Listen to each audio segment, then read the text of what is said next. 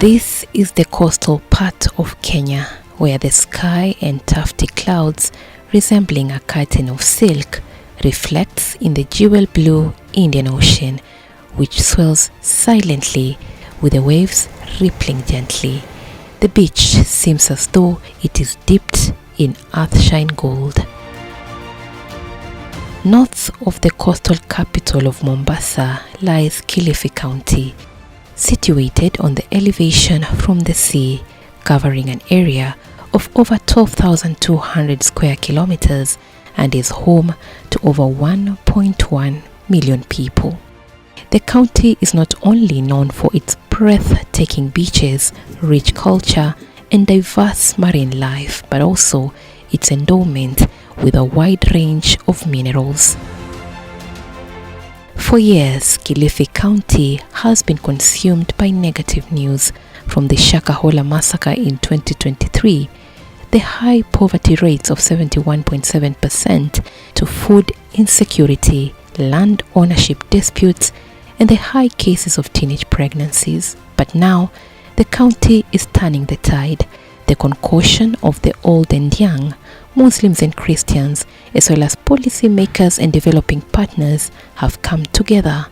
Their main aim being to ensure that the issue of teenage pregnancy soon fades from sight. Deep into the horizon, where the sun and water meet, the air is pregnant with the smell of salt. At the shore, we find these three young girls, their eyes shaded from the glowing day star, where the horizon is edged with a silver tint. They are young, wise, bold, and intelligent, and they are breaking the silence. Meet Ramla Rashid. At just the age of 19, she has mentored many girls. She will soon be enrolling into Pwani University to study community health. She finished Form 4 last year, and now she utilizes her time training young girls basic life skills whilst amplifying the voice against teenage pregnancy. She tells us the shores of this ocean is breeding grounds for some predators who lure young girls, impregnating them and later abandon them. Hayo maswala yanajitokeza kulingana na wazazi kutuma watoto wengine baharini, pengine waje waangalie samaki, ama pengine waje wazunguke na wazungu ama watalii ili wapate pesa waende wakajisimamia kimaisha yao.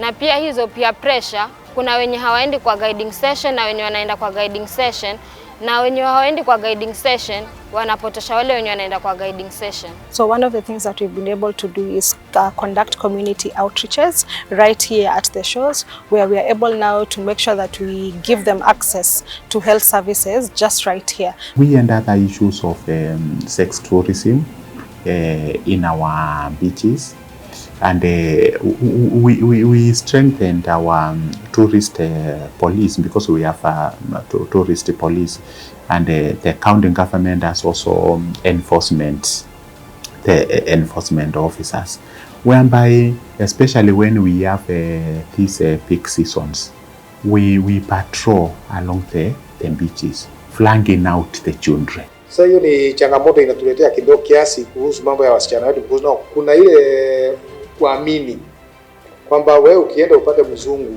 ama mtu upate tourist, wewe umeomoka. Ndio wanasema. Janet is equally a teenager, yet she is bold and vocal when advocating for the rights of girls. She has so far reached out to over 100 girls who are living by the advice given by their young mentors. Tukiwa kwa space yetu, huwa tunadiscuss mambo mengi kama girls. Kitu cha kwanza ambacho watu tunadiscuss kama wasichana ni challenges ambazo wanaface wale wasichana. Challenges ambazo huwa yani tuseme ni kubwa. Kati ya hizo zote challenges zote ni lack of sanitary towels. Wasichana wanakosa pads, inapelekea paka wengine wanaweka magodoro, nguo zinaisha kwa sababu ya kuzikata, kwa sababu wazazi wao hawana uwezo wa kununua hizo sanitary towels. Mashirika ya usaidizi wa wasichana yamekuwa mengi, na wanapata hiyo knowledge. So msichana akifuatwa, kama mimi ni shirika la usaidizi, nimemfuata msichana ni early mother, nikimwelezea, na kama kuna mwenzake atakuwa hapo atasikiza huo ushauri na yeye atafuatilia, na haezi akaenda na yeye akafanya kama vile mwenzake amefanya. Ushauri wetu tunatoa kwa shule, na kila shule tunahakikisha kama mentors ama kama wasichana tunawapa hiyo elimu ya kuwasaidia, na wasichana ambao tunawasaidia ni zaidi ya 100. Kama mzazi wa kike na unajua una mtoto wa kisichana ama mtoto mke, nataka niwaambie waweze kuangalia watoto wetu na wawape mahitaji yao ninio mahali ambapo wanapastahili. Also lack of parenting, also some also face bullying. Yeah, those are the main challenges that the girls face. On the other side of the shores of the Indian Ocean, Leila and Sheila are observing how the horizon is hemmed in sardine silver. They are now bridging the information gap when it comes to sexual and reproductive health amongst girls aged between 15 and 19, while also exploring the intersectionality between population, health, and the environment. As much as we have these challenges, we have really tried to collaborate with parents, community gatekeepers, even religious leaders, in terms of them also having the knowledge of sexual reproductive health, understanding it, and also to be able now to help these adolescents, to help these young mothers to be able to access services that they want in the facility. We have established 11 safe spaces for adolescent girls who can be able to freely express themselves and also share information about their challenges. And also, we have also worked with young mothers in terms of even when we are doing community outreaches in the community. We have really also worked with healthcare providers and also the Department of Health. And one of the things that we have also tried in terms of providing outreaches and enriches at the facility, both outside the facility and inside the facility. In the safe spaces, we have mentors who are adolescent girls. We have trained them in life skills, and whenever they are providing such kind of information, they also have knowledge when it comes to referral pathways. And we have bring a collaborative approach when involving teachers in the safe spaces, and also involving as much as teachers, and also involving policy makers. The gap I see is in terms of participation and engagement, especially for the adolescent on policy levels, is that most of the time it's only experts and also just professionals engaging at the policy level, where they are the ones who are going to develop the policy, look at the policies, as well as also at such time disseminate. But we do not have this adolescent coming to the policy level where they are also able to give their views and also just having their voice heard in terms of these policies, either because the policy language is too complicated for them, or the policy environment is also new to them. Our target audience mainly 15 to 19. Those are either they are in school, there are also some who are out of school. That is, they are faced dropout. They have also faced early teenage pregnancies, leading them to be young mothers at a young age. And the mentorship program has helped them. Those in school, it has instilled them with confidence that they can stand up for themselves.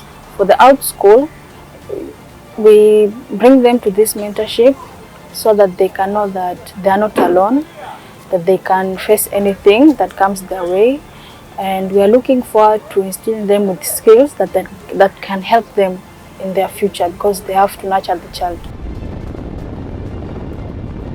95.6 kilometers from Kilifi town, we arrive in Sangatsini village, a village nested in a valley and surrounded by rolling hills, a picturesque oasis of tranquility. This is a small village with a population of almost 10,000 people, but it is full of character and charm. As we enter the village, we are greeted by by the gentle hum of nature. In this homestead, we meet Mercy Furaha, a mother of 7. We find her having an informal engagement with children from the neighborhood. It is clear to us that Furaha has formed a strong bond with the children. They open up to her on anything troubling them. She holds the session weekly to ensure the young ones, especially girls, acquire knowledge to secure them from teenage pregnancy through useful life lessons. Sisi kama wazazi ni tumepunguza hiyo namba ya watoto wenye wanapata mimba za utotoni kwa kukaa nao karibu.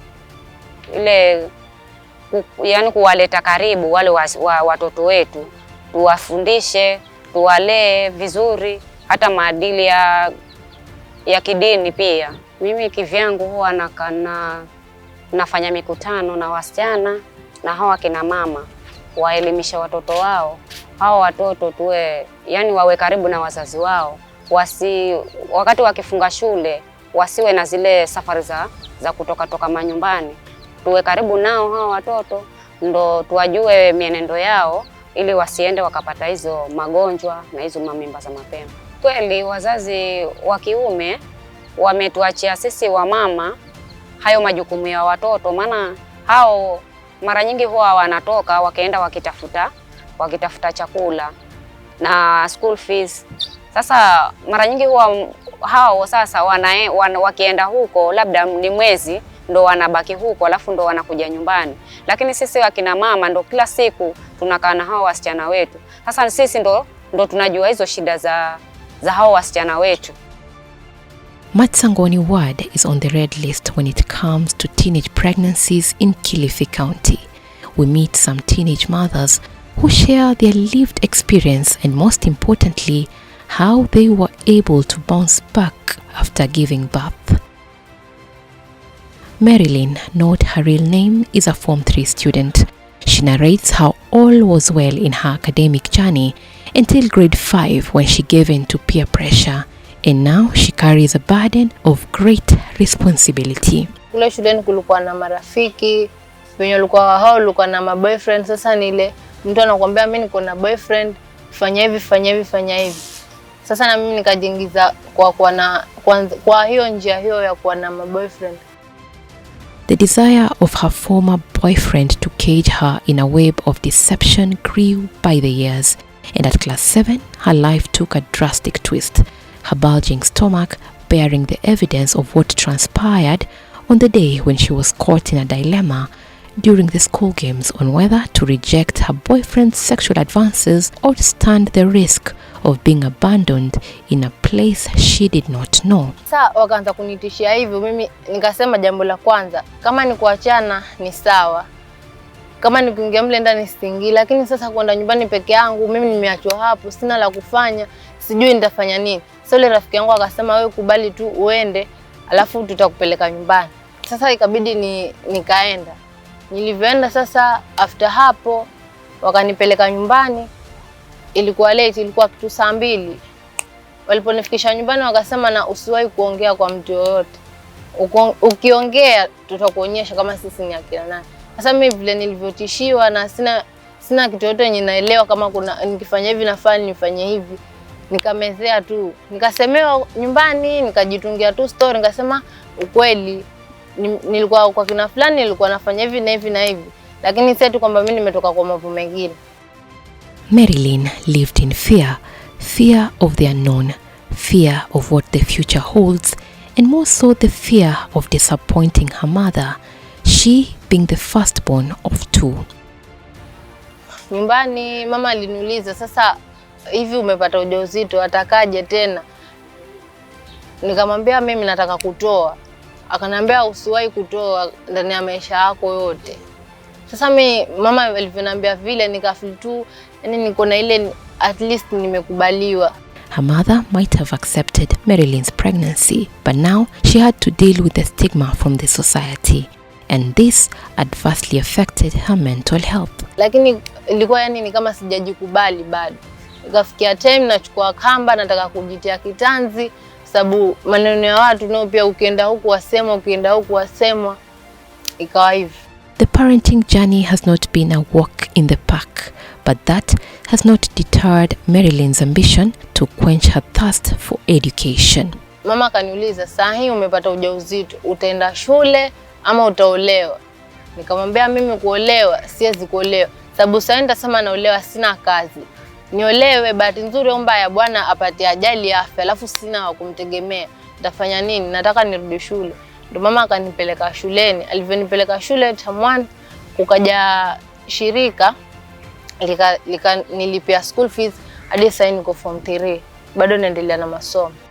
Marilyn's daughter is now 2 years old and Marilyn is a day scholar. Her mother looks after the baby while she is in school. Changamoto zipo kama vile mtoto hana pampers, alafu haukupa pocket money nyambo weza jinyima hiyo ukanunua pampers. Hapo sasa mama yuenda kukopa kila wakati, yakopa. Tunaishi hivi. Abstinence is a word that echoes through the mind of Marilyn every time a man tries to lure her. Nilipata ujauzito sahi mara ya kwanza, ni kama nimepata funzo. Hata mwanaume wote kwa njia akinisimamisha tu hivi, ni kama na feel ile, yani namchukia, yani nikiona ile mwanaume ndio, yani sina ile ya kuwa nasema huyu ni mtu mwenye ambaye yuweza nisaidia. Niko na ile ya kuwa huyu ni mwanaume, na ili nafikiria tu kile kitendo chenye nilifanyiwa. Ndo najiepusha, yani abstain. Hiyo tu ndo inasaidia nisifanye tena ngono. She says she is determined to achieve all her future goals, including offering lessons to young girls. Kuna walimu fulani wenye ambao walikuwa wanatufunza, sasa vile ambavyo wanatufunza, wanatubeba, ndo mimi naingia na moyo nasema hata mimi siku fulani nitakuwa kama mtu fulani. Hiyo ndo inanipa motisha. Zawadi, not her real name, was raised in a dysfunctional family. Her mother and father were separated and she was caught in between a rock and a hard place. Ilikuwa tu kama ni kwenda kwa mama, ilikuwa kama tu vuta nikuvute. Nikaenda tu kwa mama, simaliza hata kama ni nusu saa ama saa, baba yaje ananipika ananipeleka home. Sasa nitasema kwamba kupitia na hizo changamoto zote hizo, na tuseme kwenda kupata ujauzito wangu, ni kama nitamkola mama. Kwa sababu mama ilifika tu wakati akamwambia tu baba, wewe kila siku nikitaka huyu mtoto nikana kambe hunipe nafasi ya kukana yeye, na mtoto wa kike ni akaina mamake mpaka umri wa miaka 18. Sasa kwa kukasirika kwa mama akatamka tu akasema, kwa venye utaki huyu mtoto aje kwangu, basi atakuja kwangu kwa njia yoyote ile. True to her mom's alleged prophecy, she became pregnant at 16 years. She narrates that her child's father offered her sanitary pads. She was forced to leave her father's home and stay with her mother. Mzazi mwenyewe ambaye ni huyo baba sasa, yani hakutaka niishi pale nyumbani, ndalingangana tu nilikuwa niolewe. Sasa kupitia hayo yote, sasa mimi ndo nikaamua tu nikimbie tu ndende kwa mama. After she gave birth, her father took her back in and her life improved. She had another chance in education. Nilirudi shule nilikuwa na miaka 17 na nilikuwa nimepata tayari mtoto. Na lengo langu kuu lilikuwa nirudi huko shule ili niendelee kujikimu katika kutimiza ndoto zangu za maisha. Na nilichukua na mradi unaojiita CFK Africa. Na uliweza kunirudisha shule na ukawa uliweza kunilipia pia school fees niko kule shuleni. Na nashukuru naendelea na masomo yangu vizuri kule shuleni. She wants to venture in community health and share her nuggets of knowledge with the community at large. Mimi msichana ambaye nilijipata katika hizo hali, na ningeshauri wasichana wenzangu kwamba wasishiriki katika tendo la ngono mpaka pale watakapotimiza ahadi zao katika maisha. Young men from Matsangoni have equally joined the initiative in curbing cases of teenage pregnancies, and they are now seeking to recruit more men into the cause. For us youth to empower ourselves, we need initiatives like this youth friendly here, where we freely express ourselves and the problem we face day-to-day living. Sheria ziko, just the implementation hapo kidogo tumeenda chini, because every case yenye ita happen is being reported then follow up hakuna. Watu wameweka wasichana wenyewe mimba na wanaachwa scot free. So kama watajaribu tu kukaza hapo kwa sheria, I think cases zitarudi chini na everything will be okay. This is the Matsangoni Health Center, a safe haven for young mothers seeking antenatal care. Many teenage mothers, just like Marilyn and Zawadi, not their real names, safely delivered their babies here. This despite early childbearing among girls aged 10 to 14 being the leading cause of maternal deaths globally. The Kenya 2019 census reported maternal deaths of 464 deaths per 100,000 live births among girls aged 15 to 19. If you look at the county data, we have very few, actually we have less than 2 in the last 3 years who died as a result of childbearing. Of course, those who come to the facilities, because we have others, we have girls who are dying as a result of maybe they are procuring abortion and we don't know, etc. There are those who die at home that we may not be able to account for. We have created very good accessibility, and there are 3 things we have done. One of them is coming up with the youth centers, youth-friendly centers within within the wards. So we have partnered with the various stakeholders. The county government has also come up with various other youth centers to provide services directly to young people in those centers, and also actually giving them a safe space to be able to get the services, mostly the safe care services.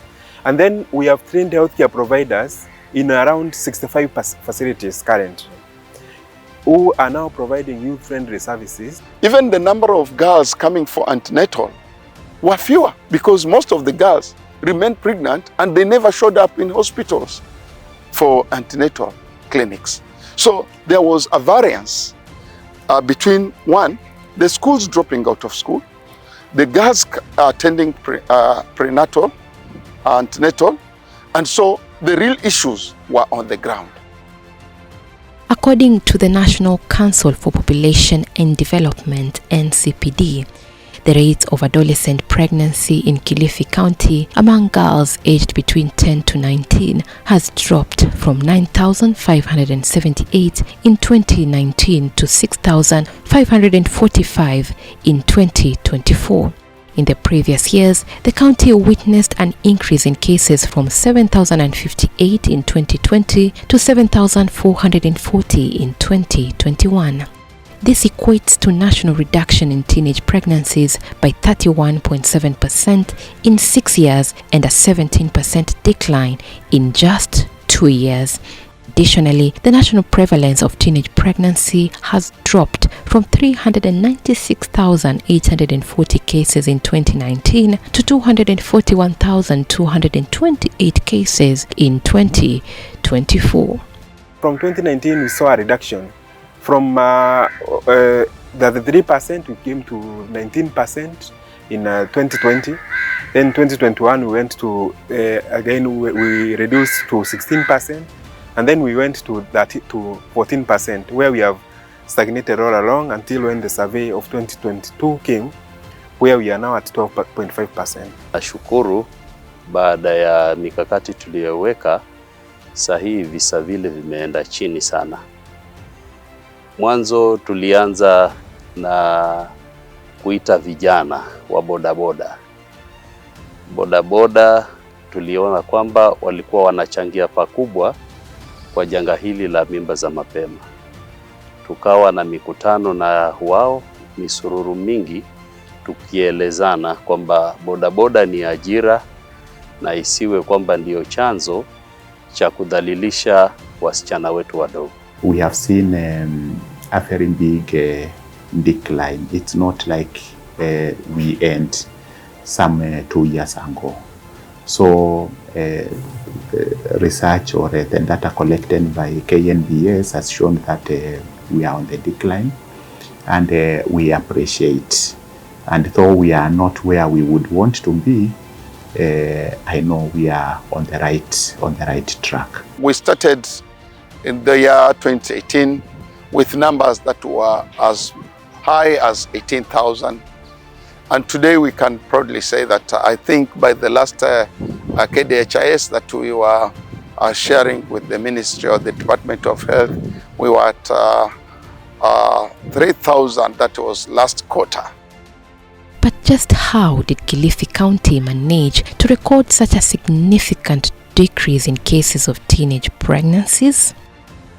First, they had to acknowledge that indeed teenage pregnancy is a thorny issue in the county, and narrowing down to what causes the surge through a multi-sectoral approach whereby former Kilifi County Governor Amason Kingi formed a task force in 2018 to investigate the rising cases of teenage pregnancies in the county. Ya kwanza ni kwamba wazazi inawabidi waende sehemu za nje kwa muda mrefu kutafuta lishe na kutafuta mapato. Sasa hiyo ni kumaanisha sasa unakuta watoto wetu ndio wao wamekuwa wengi hapo. The problem that was hitting us was the number of girls dropping out of school. But unfortunately we realized the problem did not begin at the schools getting pregnant in class 8 or class 7. The problem began, many girls were dropping out of school and finally getting pregnant. So the numbers that were coming to us from schools were actually very significantly lower. I chaired that task force, and we were given the terms of reference to find out the reasons why teenage pregnancies in Kilifi are so high. And so we began the work of our, the findings. We visited different places in Kilifi County from the community to find out exactly what is not going on well. We did a stakeholders forum, a stakeholders meeting, where we brought all stakeholders together.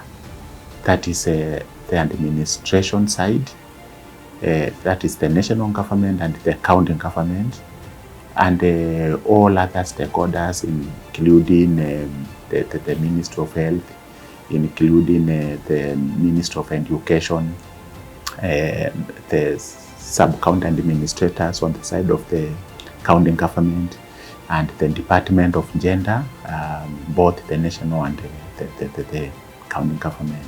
We have 35 wards in Kilifi County, and out of the 35 wards, when we did the mapping then, 20 out of the 35 wards, they were in red, meaning that they are high risk, and 15 of them were middle, that is, they were yellow. We have worked with with adolescent young girls and peers to come up with groups within various health facilities. We call them Binti kwa Binti. So Binti kwa Binti are these girls who become pregnant, and then we cohort them into groups, and they're able to, we're able to give them information. We are able to actually link them to various organizations that are assisting. We have transition. A child who is in primary wants to transit to secondary, or those who may be, now that we have CBC. So we found out the transition from one group to another was also something that made most of them, because of their poverty, to remain at home. Aside from sex tourism, which we highlighted at the beginning of this report, another catalyst that was fueling the rate of teenage pregnancies in Kilifi County is disco matanga, which is popular with heavy public address equipment that plays loud music for several days before burial of a body, for entertainment and also to raise funds for the funeral, where members of the community, including children, come together to enjoy the free entertainment. In 2023, the Kilifi County Security Committee resolved to ban the disco matanga, which was linked to increasing cases of child defilement and teenage pregnancy in the region. But the Kilifi security apparatus inform us that enforcing the ban has faced a lot of resistance from the community, but with time they have seen the positive outcome. Kuharamisha disco matanga imekuwa ni changamoto kubwa na donda sugu. Kwa mfano mwaka jana mwezi wa 11, jirani tu kulikuwa na maafa, na wakati wa mkesha wa mazishi wakaamua kuleta disco. Na kwa ushirikiano na walinda usalama, askari walifika na wakachukua vyombo vile vya muziki. Iliyofuata baada ya dakika 5 kulikuwa na mvua ya mawe katika nyumba yangu. Na ilikuwa bado ni mapema sana, saa 12:30. So ikawa ni kukimbia kuingia ndani ya nyumba ili watu wasiumiwe kwa yale mawe yalikuwa yanarushwa. Kwa hivyo kwa hakika imekuwa ni changamoto kubwa kuanzia sisi wenyewe machifu. Sisi wenyewe kumekuwa na mabadiliko kubwa. Kitu kwa tulisema tutakuwa tupigane na kitu inaitwa disco matanga. Hapo ni pale ambao watu wanauza pombe, wanauza chakula. Ni kama ukienda pale, kwa hiyo wakati wote wa matanga watu waweza kaa hapo mpaka kama ni wiki 2 wakiwa wanakula, wanakunywa na kulala pale pale. Ukanimagine na watoto wetu wakiwa ni wasichana, vijana. So sio tu hata mambo ya wasichana kudhulumiwa, hata vijana wetu pia wanadhulumiwa pale. So ya kwanza tulisema ni kumaliza hiyo mambo ya disco matanga. Na tumepata changamoto kubwa sana. Persistently we started fighting against disco matangas, and right now let me tell you, you can sleep very well in Kilifi, all over Kilifi County, without being disturbed at night that there is a disco matanga. But we had to make a resolve that the bodies would be released on the day of the burial. So if the burial is on Saturday, the body is released that Saturday from the morgue that Saturday morning. Disco matanga provided an avenue for, 1, the girls to go out, and 2, the parents to become a bit relaxed in their nurturing or their control or management of their children, because the parents would even desert their homes for 2 weeks. As the body is in the mortuary or in the morgue, the children were left by themselves. The mother is away, the father is hustling somewhere, so the children were left on their own. So with the help of the police, county commissioner's office, Ngao office, we have reduced the number of disco matangas, and if at all there'll be a night vigil, it must be authorized by the county commissioner. Another key intervention in Kilifi was to enhance school transition by ensuring that teenage mothers still go back to school without facing financial constraints. You know, when you remain at home, you don't go to school, what happens? You're vulnerable to get impregnated. So we bridged that gap to ensure that we give bursaries, we give scholarships, we talk to financial institution, and we know we have philanthropists around. Serikali kuhakikisha kwamba tumefanya kitu inaitwa 100% transition imetusaidia sana. Ya pili ni kuhakikisha kwamba kwa bahati mbaya kama msichana amejipata akiwa na ujauzito, tunahakikisha anapatiwa nafasi ya kujifungue, then anapatiwa hiyo tunaita second chance. So aendelee na masomo pia. In fact, when schools close, the administrators have an engagement forum with the parents that now schools have closed and we do not want to find your children loitering in these quarries and so on and so forth. And when schools are opening, we still have an engagement forum that we want all children to get back to school. The current net enrollment in primary schools in Kilifi County is 84%, while that of secondary schools is 26%. In Kilifi South, Ngoloko Primary School, then we had a total of 10 girls out of 11 in a class 8 who were pregnant by the time they were going to KCP examinations. And that really for me was an eye-opener that there's trouble in our schools. Our school transition rate was around 26%. And we worked so hard through the policies, of course, that have been established by the Ministry of Education to ensure that we bring children to school and we retain them to school, and we also help them to transit. So by last year, the school retention rate was around 79%, which is a bit high, and which actually has led to, I would say, largely led to the reduction of teenage pregnancies. We visit Kirumbi Girls Secondary School. This institution has recorded an increase in the number of enrolled students From only 22 KCSE candidates in 2016 to 103 in 2024. Currently, there are 481 students in the school. The mean grade is also improving. Helen Kongani has been serving as a secondary school principal for 12 years. She joined Kirumbi Girls in 2023. Her previous school is what fueled her ambition to fight teenage pregnancy among school-going children after she witnessed many girls drop out of school due to teenage pregnancy. Kongani tells us she was fully aware that the matter was a ticking time bomb and something urgent needed to be done, and that's when she came up with a resolution. I applied for a rescue center for these girls, a girls rescue center, as in having a boarding section for the girls. So we fought together with the BOM from the Parents Association or Parents Funds. We managed to build a dormitory, and we managed to convince the parents to bring the children to the boarding section. More and more parents have been urged to enroll their children back to school. 98% of students from Kirumbi Girls are enrolled in the boarding section. We also make sure that if that child has to be a day scholar, then strictly she should be staying with the parent.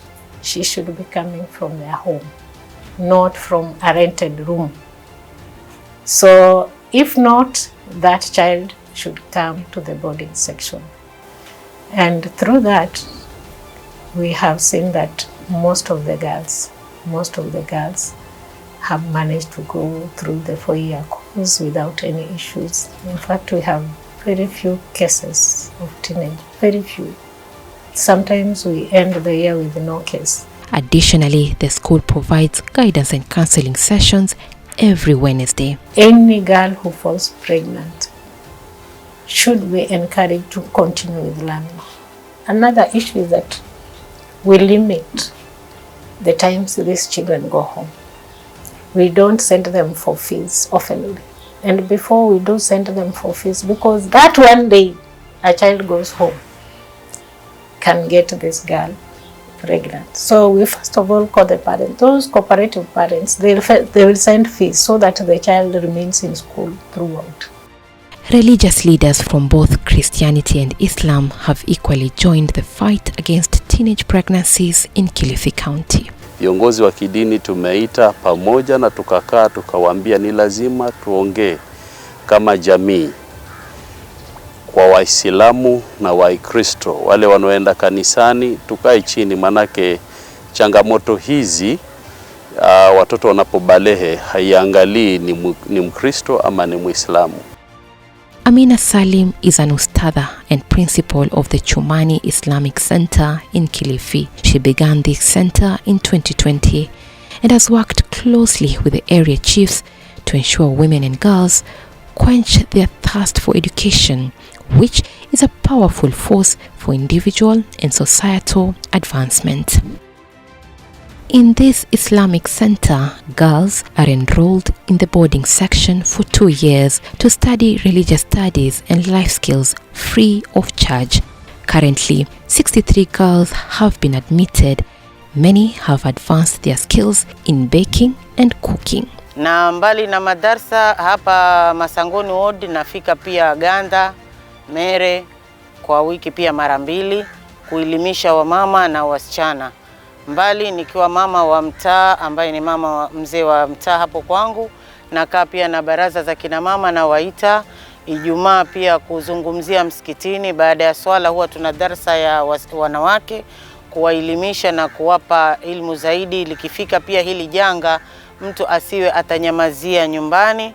This center is not only a safe space for the girls but these young men as well. 20 boys are currently practicing carpentry as they pursue their Islamic studies. Na mashule naenda katika mashule kuongea na wasichana, na mara nyingi walimu huwa wananipa taarifa msichana fulani hayuko shule kwa muda fulani na aliondoka hapa akiwa na mimba na ni kama imenyamaziwa kinyumbani. Na kuja kwa chifu na muelezea na tunafuatana na chifu mguu kwa mguu kwenda kuongea na ile familia na kujitolea kwenda kulizungumzia hili jambo, tuanze process ya polisi hadi hospitali, na tunashukuru pia polisi yetu inatuchukulia umuhimu. Tukipeleka kesi kama hiyo inachukuliwa kipaumbele. From the Chumani Islamic Center, birds fly freely over the dome of the rock and the minaret of the Masjid Jamia Mosque in Malindi. At the prayer hall, we meet Sheikh Yusuf Athman and Islam Ahmed. They tell us they have been holding discussions on morality with the youth and have sensitized men and girls on the importance of education as they tour different learning institutions across the county of Kilifi.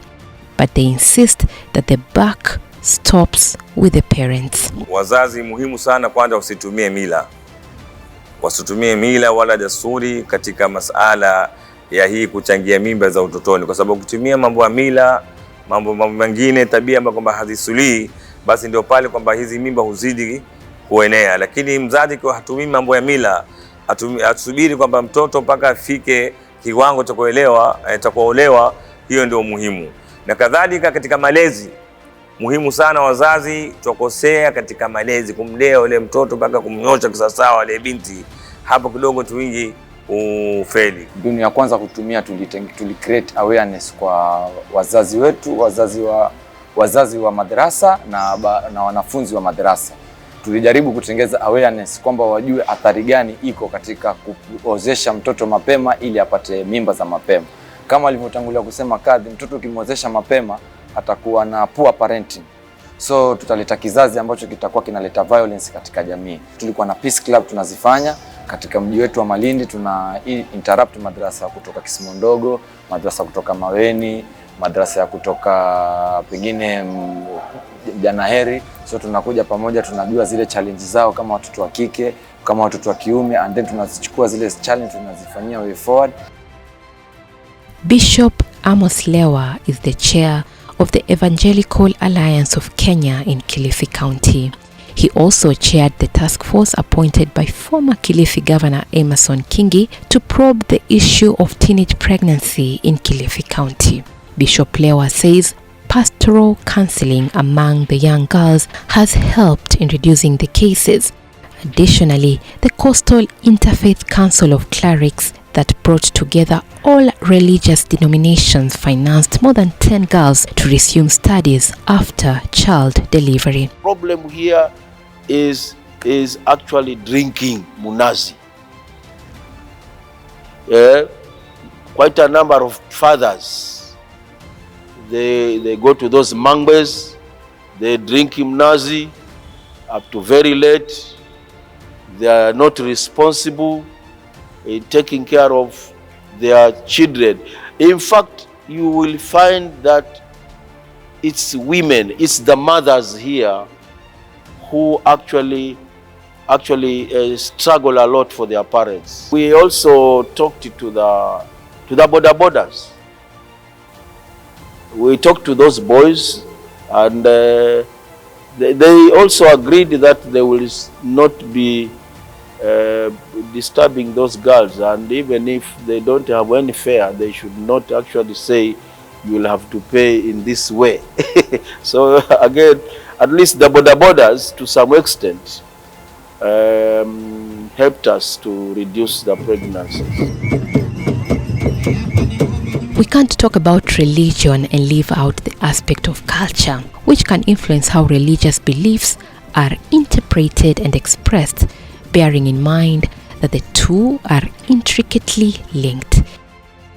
Just to get the gist of the Mijikenda culture, we visit the Kaya elders.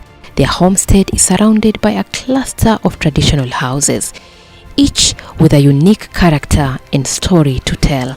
As we walk through the village, we are transported back in time. The houses have thatched roofs and intricate carvings. The houses have been passed down from generation to generation, and they are full of memories and stories, which the Kaya elders narrate through songs. Pohoni kwenda matani hata kutwa maombo, kenda kwa mwalimu kwa kapige ripote. Kiswa ni mtumwa, anapewa vitabu na funguo, moho mutite kwenda musinyirata.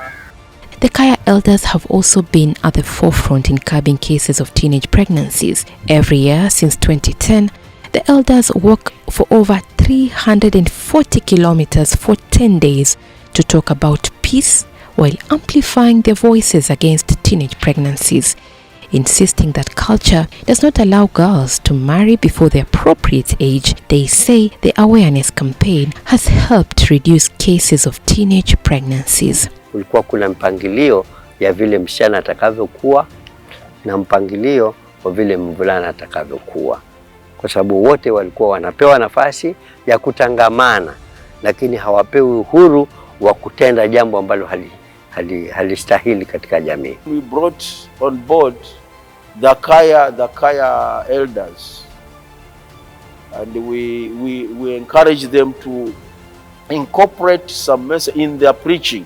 They incorporate some messages which again will help these girls. We have intergenerational gaps because I'm almost towards I'm in the 4th floor going to the 5th floor. If you look at our ages, we didn't have teenage pregnancies at our times compared to what we are seeing right now. What is it?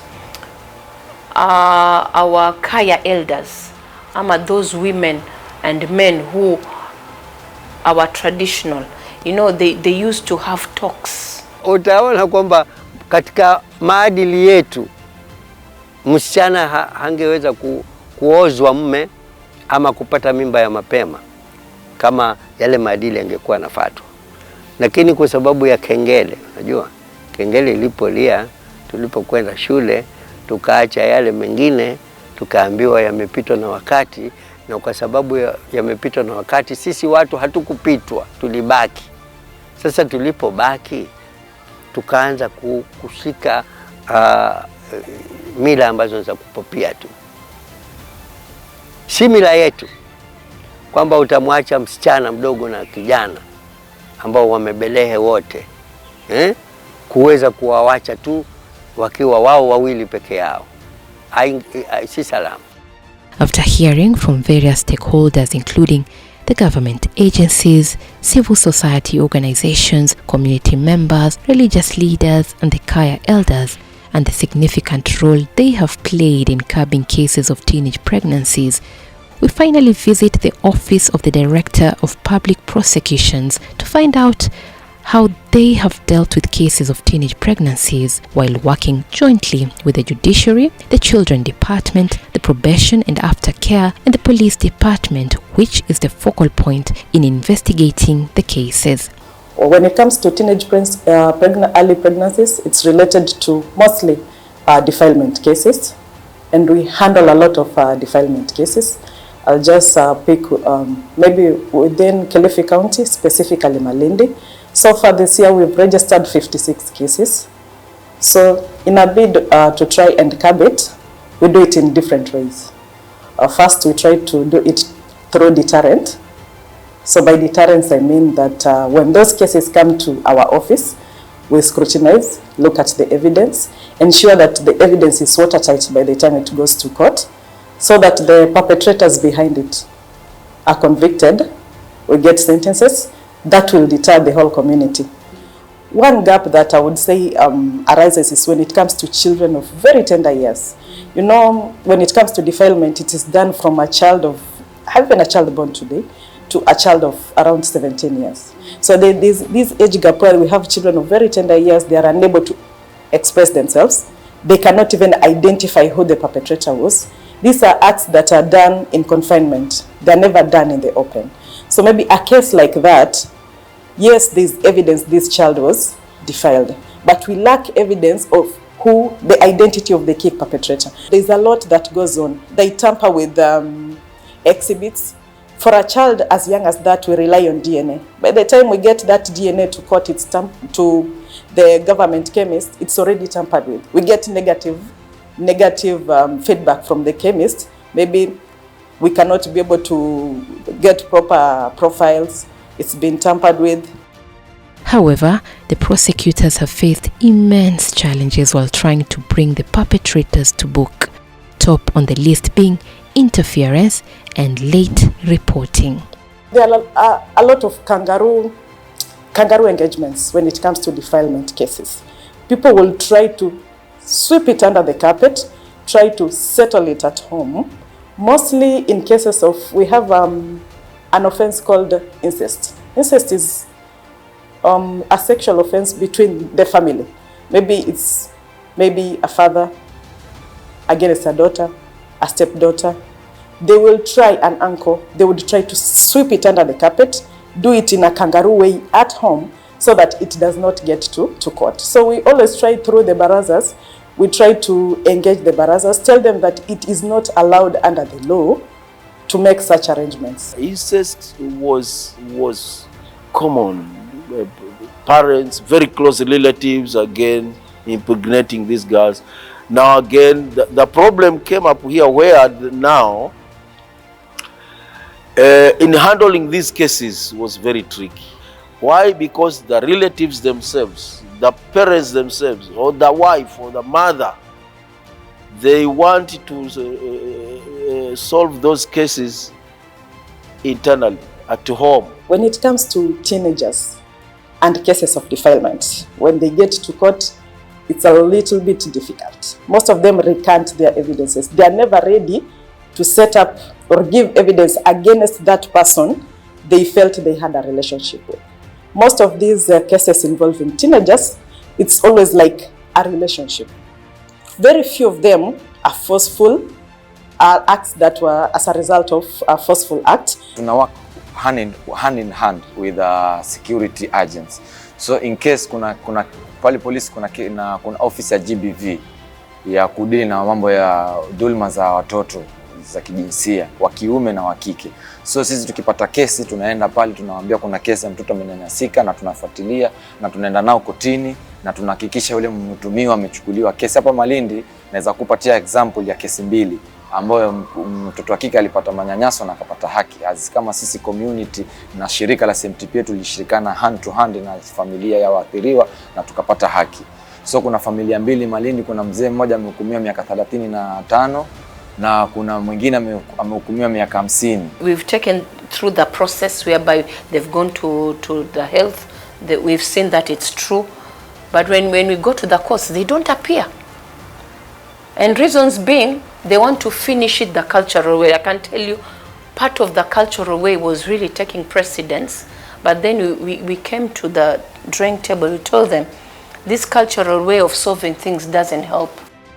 Additionally, the Kilifi County Assembly has since tabled a bill on gender-based violence, reproductive, maternal and child health, as well as the Collaboration and Awareness Bill. The bills have gone through public participation.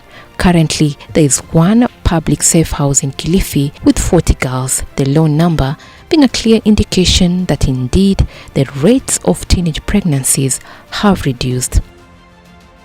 As the birds fly deep into the horizon, their wings blur in motion and they soon fade from sight. The birds can best describe the fight against teenage pregnancy in Kilifi County. A once serious menace is gradually fading away with time. The residents of Kilifi now have one mission: to completely eradicate the vice before 2030. Kilifi County has reported a significant decrease in cases of teenage pregnancies. This has been attributed to the close collaboration between the government, security personnel, healthcare workers, education stakeholders, religious leaders, and more so the local community, including the youth and the Kaya elders. Elizabeth Atieno, TV47, Kilifi County.